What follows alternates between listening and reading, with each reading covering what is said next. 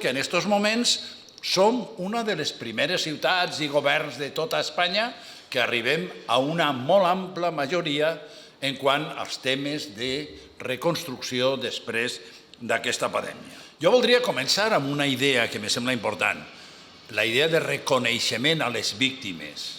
Aquesta pandèmia a València, encara que no ha estat tan greu com moltes altres comunitats i ciutats, hi ha hagut moltes víctimes com a fruit del coronavirus i la primera idea que vull deixar clara és una idea de reconeixement que voldrem plasmar en dates futures, en actes públics, però que volem deixar-ho clar. D'alguna manera hem fet tota aquesta tasca pensant en aquelles persones que han faltat, pensant en aquelles famílies que han patit amb un sofriment molt important per no poder acomiadar els seus familiars o que han tingut, després de la malaltia, una sèrie de conseqüències que encara no sabem molt bé com avaluar. Per tant, hem signat aquest acord, en primer lloc, pensant en ells.